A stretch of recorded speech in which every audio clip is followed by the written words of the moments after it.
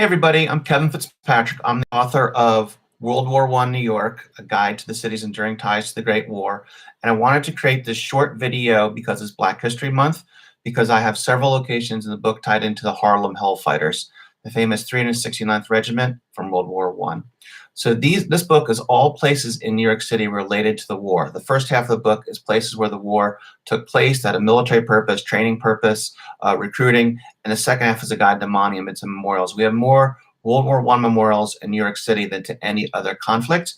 And this quick little video is to tell you a few places related to the Harlem Hellfighters. Won't be super exciting because I'm going to read a few things from the book, but hopefully it'll give you an idea of some place to visit when you're in New York City. So the Harlem Hellfighters were primarily from Harlem and Brooklyn. They became the 369th Regiment when it was federalized, and it gained international fame when it went over to France in 1918. The roots of it go back to a little cigar store at 2217 7th Avenue at West 131st Street. This was the recruiting office that Colonel William Hayward lined up the regiment with the help of Mayor John Perroy Mitchell and the Armory Board. The Harlem Hellfighters got no equipment, they got no real funding from New York State, and they didn't have an armory, so they trained with sticks, they trained in parks until they could get material from New York State. When enrollment opened, young men rushed to the store to be part of the regiment and the excitement the new military outfit was bringing to the community. First in the door that day was William Bunting, 24, who lived around the corner at 144 West 136th Street. Many of the new enlistees were single and had roots in the South. A large percentage hailed from Georgia, North Carolina, South Carolina, and Virginia. Recruiting was a smash success in the little cigar shop, and by July 1st, enough men had joined to muster the first company in the New York State National Guard. Captain Verner Tandy, a local architect, was made company commander. This was the first time New York had officially recognized a black volunteer regiment raised in the state. 2 weeks after enrollment began, 4 more companies were mustered into service.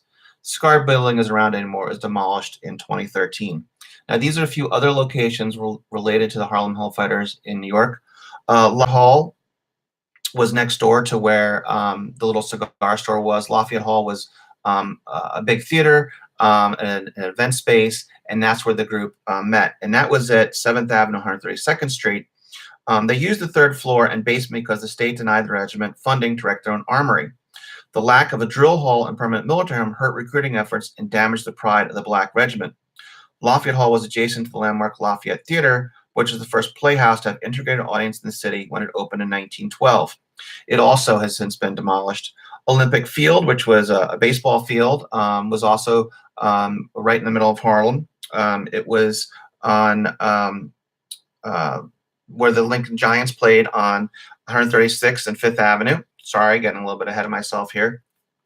And this is where Burt Williams, the famous vaudeville performer and Broadway star, who was a member of the unit, performed for them as well. And finally, no story about the Harlem Hellfighters would be complete with talking about James Reese Europe. He was the leader of the most famous and the best band in all of World War I, the Harlem Hellfighters band. He was a band leader, very popular during the Jazz Age, and really introduced to Europe when he brought the band over. Now, his house is still standing. It's at 67 West 131st Street. It was there that he left for Europe in 1917. The band came back in 1919, and sadly, he was murdered just a few months after the war ended by a deranged drummer. These are just a few places related to the Harlem Hellfighters that are in my book, World War I New York. Please, if you have time, look up World War I Centennial Commission. The U.S. World War I Centennial Commission has a huge volume of information about the Harlem Hellfighters and other black soldiers who served in the war. Thanks for watching, and hope to see you soon online.